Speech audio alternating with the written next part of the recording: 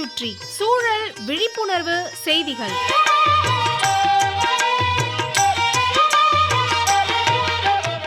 அன்புள்ள கோபாலகிருஷ்ணன் சார் அவர்களுக்கு உங்கள் மாணிக்கம் எழுதும் மடல். நலம் நலமறிய ஆவல். உணவு, சாப்பாடு எப்போது சாப்பிடணும்? நாமெல்லாம் காலையில் 8லிருந்து 8:30 மணி ஆனால் டிஃபன், சிற்றுண்டி. மதியம் 1:30லிருந்து 2 மணிக்கு மதிய சாப்பாடு. இரவு 8 மணிக்கு இரவு உணவுன்னு கண்டிப்பாக 3 வேளை சாப்பிட்றோம். சிலர் 5 வேளை கூட சாப்பிட்றாங்க, பிரித்து.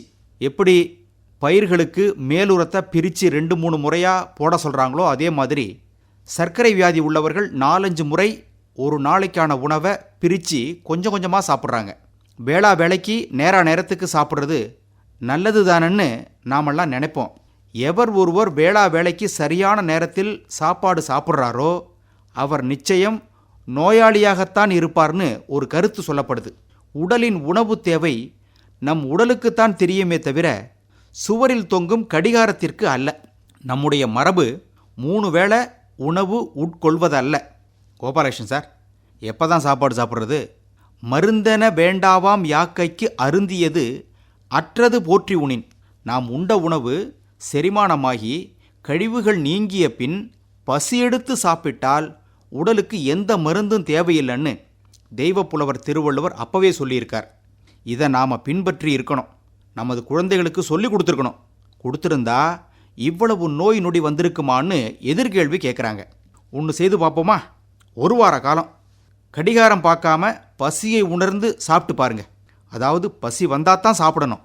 உங்கள் உடம்புல ஏற்படும் மாற்றத்தையும் அற்புதத்தையும் உணர முடியும். நிறைய பேருக்கு பசினாலே என்னன்னு தெரியல. நம்மக்கிட்ட அந்த அளவுக்கு உணவு உற்பத்தியும் மக்கள்கிட்ட வாங்கும் சக்தியும் இருக்கிறத பாராட்டுவோம்.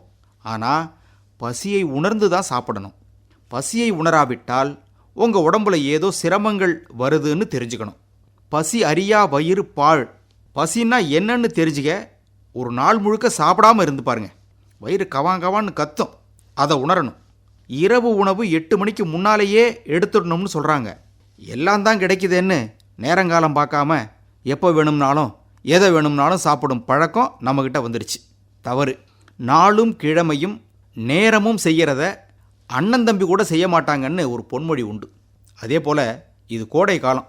கோபாலகிருஷ்ணன் சார், நாம் பசி அறிந்து தான் சாப்பிடணும்னு சொல்கிற மாதிரி நம்ம நிலத்துக்கும் மண்ணுக்கும் என்ன தேவை என்பதை அறிந்து தான் அதை பூர்த்தி செய்யணும். எப்படி? மண் பரிசோதனை தான். கோடை காலத்தில் நிலம் தரிசாக இருக்கும். இந்த நேரத்தில் மண் மாதிரிகள் எடுத்து பரிசோதனை செய்துட்டா அடுத்த பருவ பயிர் சாகுபடிக்கு நம்ம நிலத்துக்கு என்ன சத்து, எவ்வளவு தேவை, எப்படி போடணும் என்பதை நிர்ணயம் செஞ்சுக்கலாம்.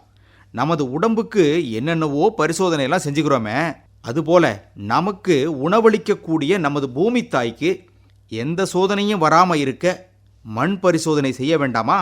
பாசன நீர் பரிசோதனையும் அவசியம். அப்படித்தானே? இப்படிக்கு மடல் மாணிக்கம்.